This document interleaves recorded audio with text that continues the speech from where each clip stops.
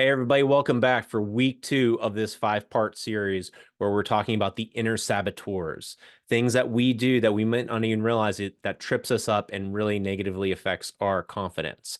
Um, this is based on, like I said, the work of Dr. Valerie Young, stuff she did with imposter syndrome. She's been doing it for decades, a lot of great resources from her. And to recap it real quick from the initial intro to these inner saboteurs, we've got the superhero, the natural genius, the expert, the soloist slash lone wolf, which we're going to be talking about today. And then last week we talked about perfectionism being, you know, being scared to put our work out into the world. So we lose ourselves in probably inconsequential details if we're being honest with ourselves. So would love to hear, how that of, those evaluations you did of yourself. If you found perfectionistic tendencies cropping up, I always appreciate, dropping in comments or something like that, or sending me a message or an email. They all come to me. I don't have some fancy assistant. So anything you send me or reply to, it's me getting back to you. So if you have any thoughts on the perfectionism stuff or what you're about to hear today, I'd love to hear them. So let's jump right in. Talking about being the lone wolf slash soloist. Um, this is probably the one that throughout my life has been probably one of my biggest challenges. It's great to be self-sufficient. It's great to be able to handle yourself, to carry yourself. But when you have this lone wolf kind of soloist mentality, it's just like, I don't need anybody. I do my best work alone. Think of like, Rambo in the 80s action hero. Like those movies probably wouldn't have even happened if he had just asked for help or been able to communicate what he needed instead of just having this lone wolf mentality going out there and trying to save the day by himself. Batman, the one of my favorite superhero characters because I quite honestly just love all of his gadgets. But he just has that lone wolf mentality and he doesn't want help from anybody.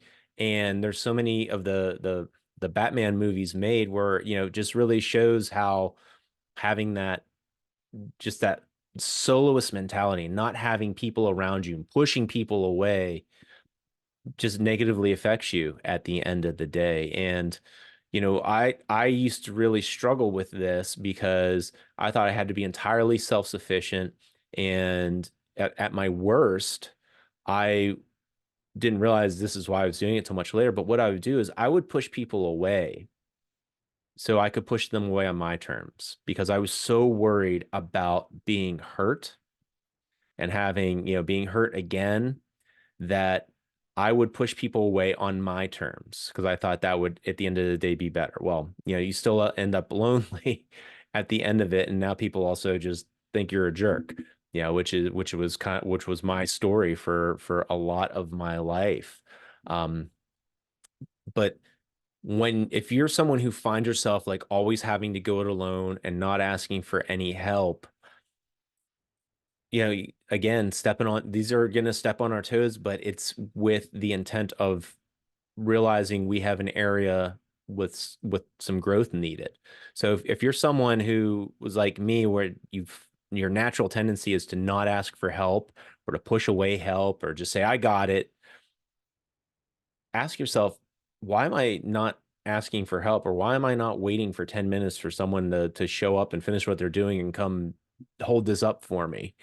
Um, yeah, I know that sounds like very specific, but I can't think of how my home improvement projects would have gone so much better and so much smoother if I just waited till my wife was finished doing whatever she was doing and she could come over and help me and hold up instead of me trying to hold the drill and the board and, balance on a ladder, right?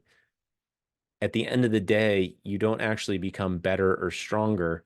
What you do is you can damage relationships. You're not going to put as high quality work out into the world if you're just trying to do everything alone.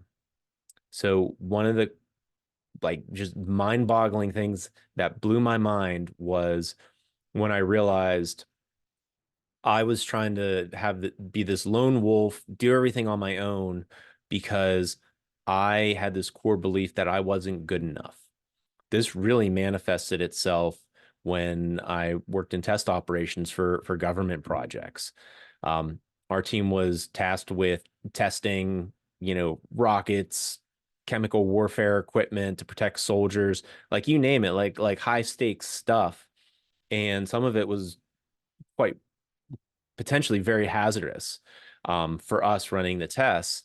So my job was to create these plans that would get the information that was needed for the government, and then also make sure we brought everybody back alive and preferably unscathed too.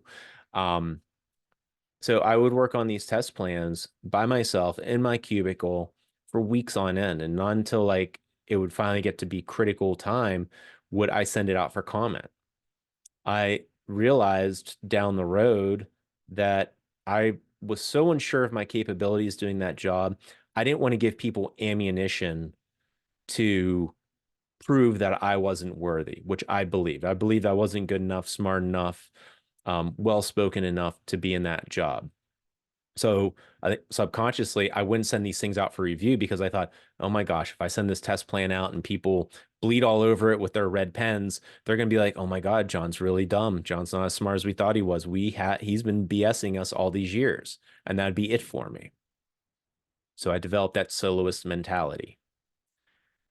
It would have been so much better for the projects. It would have been so much better for our teams, for the growth of the people that I was there to help foster and grow into that role if I had sent that out. But I didn't. I didn't have that confidence. I was worried I shouldn't be there and that this was going to give people proof and ammunition to pull the rug out from under my feet. So if any of that rings a bell for you, and if you're like pissed right now and kind of want to reach through the screen and choke me, good. Lean into that. Figure out when these feelings show up of wanting to be a lone wolf, of wanting to be a soloist, of not asking for help. And you really start figuring out, what are some ways I can change? What is this really saying about me? And start small. You don't have to start with giving something you've been working on for months to someone else to review if that's your particular hang up. Start small. Just ask for some feedback, ask for a suggestion. What word should I use here? I'm stumbling on a word. Just start small. Give yourself grace as you're on this journey. All right. Again, would love to hear what your thoughts are on this, or drop a comment or share it with someone. Be careful sharing it with someone, being like, hey, this guy's talking about being a lone wolf asshole. So here, I thought you should watch this. Be very careful how you pass this along. If it's something that resonates with you, say, hey, this really helped me. Some things resonate with me. Maybe you'll find some nuggets in there. All right. I don't want to start any fights for you. All right. But onward and upward, everybody. We'll see you next week when we get into talking about how being a natural genius can sometimes rock our self-confidence if the rug gets pulled out from under our feet. Till then, onward and upward. Bye.